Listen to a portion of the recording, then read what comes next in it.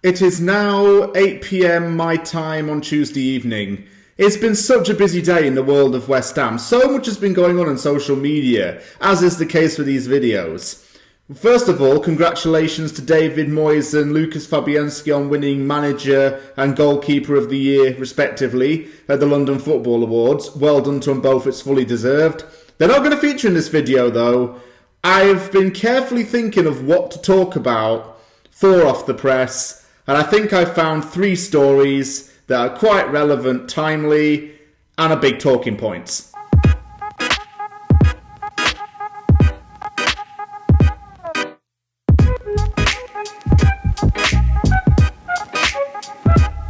I go on social media a lot, I consume a lot of news. Me, with my broadcasting degree and my journalistic background, it's quite a natural thing to do anyway.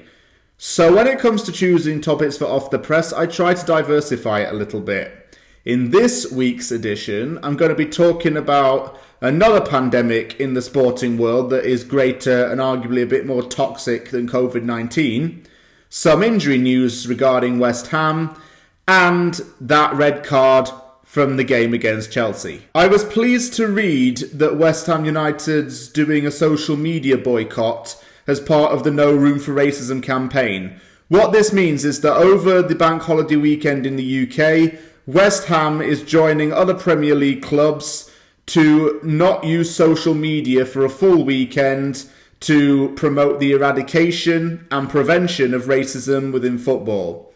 The No Room for Racism campaign has been ongoing since March 2019. It aims to educate, inform, and ultimately stop racism from ever spreading in football. Because honestly, it shouldn't exist in the first place.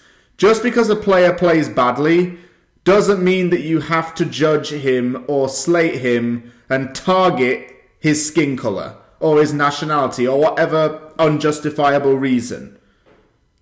It's not cool. And those who speak out against it, well done to them, because players and fans and members of clubs are backing this. Here's a little bit more of a detailed explanation as to what West Ham's doing according to the website. The Hammers will not post on its Facebook, Instagram, Twitter channels, as well as its Snapchat, TikTok, YouTube, and foreign language social media accounts for the vast majority of the bank holiday weekend, as English football comes together to emphasise that social media companies must do more to eradicate online hate, while highlighting the importance of educating people in the ongoing fight against discrimination. My own take on this is that social media companies definitely have to have a role in this. And it shouldn't just be banning those who are guilty on one platform, it should be across every platform. Social media has given people a wider platform to express their views, but people tend to abuse that for the wrong reasons, especially in sports. Racial abuse has unfortunately become a pandemic that existed even before COVID did.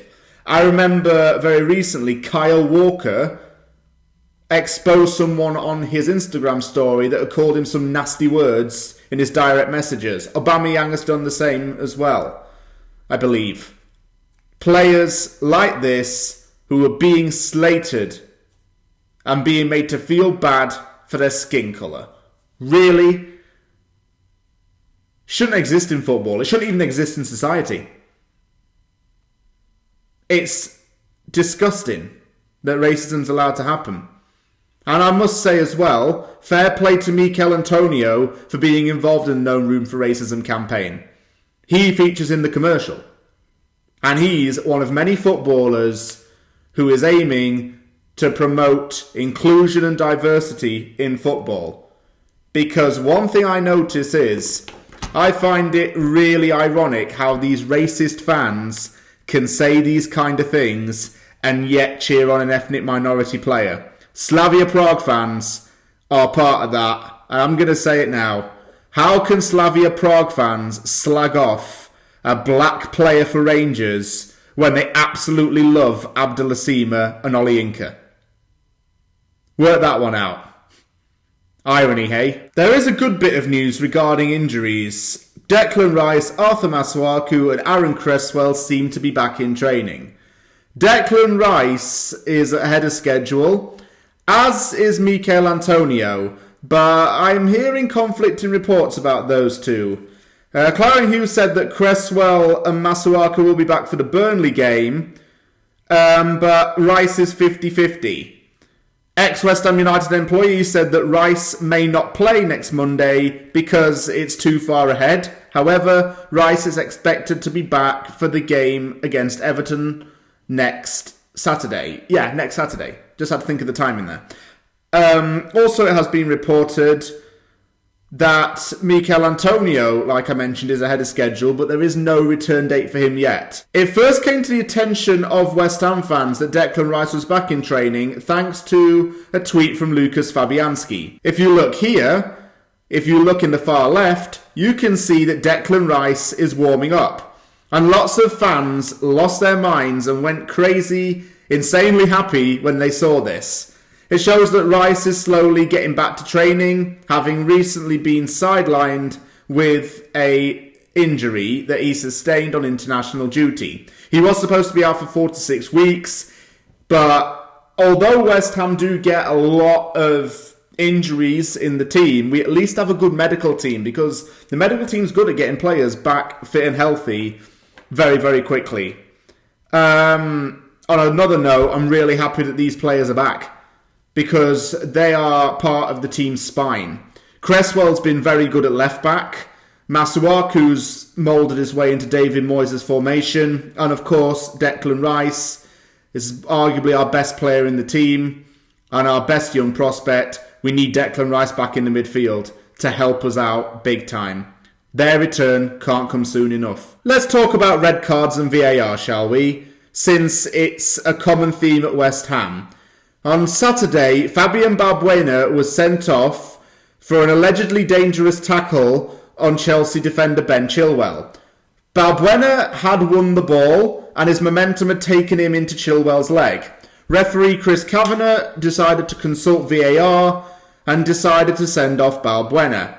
The reaction to Balbuena's red card was very, very profound, especially on Twitter. Current players from other teams, ex-players, even ex-West Ham United employee and a few other accounts from well-known West Ham fans also took to social media to criticise this decision. I couldn't believe that Balbuena had got sent off in that game. Even my brother texted me and said, that's never a red. It's a bit harsh. And I couldn't agree with him more. The big debate in all of this is how effective VAR really is. If VAR really were to be used properly, red cards like that would never happen. Everyone was crying out for VAR because of things like Lampard's goal against Germany in the 2010 World Cup and Henry's handball against Ireland in 2009. It was called in because of decisions like that, because people had had enough of bad decisions being made and they wanted an extra set of eyes, i.e. this technology, to look over things in certain situations. VAR really isn't at fault here because the technology is there as it's needed. But it's the people who are using it and the people who are enforcing the decisions that are really the problem. Kavanagh had the final decision on sending off Balbuena and decided to send off the defender. When I was writing these notes, I discovered that Balbuena's red card had been overturned. That's the second red card this season that West Ham has seen overturned. The first one was Souček's against Fulham. The 2015-16 season and the 2020-21 season have been particularly bad for West Ham red cards and getting them overturned. And a quick statistic for you here. 5 of the last 8 straight red cards for West Ham have been overturned. That's 62.5%. That's over half. That's a majority. Forsham Iron. I went on there earlier with Gatesy and Duke, and I mentioned that as well. Well, they mentioned it. I also saw it on Twitter. VAR is there to make the correct decisions, so it must be the refereeing and the people who are using it that are at fault. My possible suggestion to stop things like this Balbuena red card and Souček's supposed elbow from ever coming to something as rash as this is to implement something like what happens in the Six Nations and in rugby, where you can hear the referees talking through the decisions. Because then you get to hear what the referee's thinking, and you can agree or disagree with it. And it explains the level of thinking, and then you might be able to reason with them more. But until that happens, there needs to be some kind of investigation into refereeing in this league. And punishments should be handed out to those who are making these kind of mistakes. Demote the referees who are doing this to the Championship and the lower leagues, and fine them. That's what I say, because it's ruining the integrity of the game, and it's ruining players. Players aren't even celebrating these days because they're worried the goal's going to get chalked off. You know, this is the impact VAR's having. It's making people edgy and causing problems. Thank you very much for watching Off the Press. Give me your thoughts below on some of these stories that I covered. Do you support the No Room for Racism campaign? And if so, what do you think needs to be done to tackle racism in sport? What is your reaction to the injury updates? And what do you think of VAR and its effectiveness? Thank you very much for watching this video. If you liked the video, hit the like button and don't forget to subscribe for more content. From me, take care, and I'll see you all soon.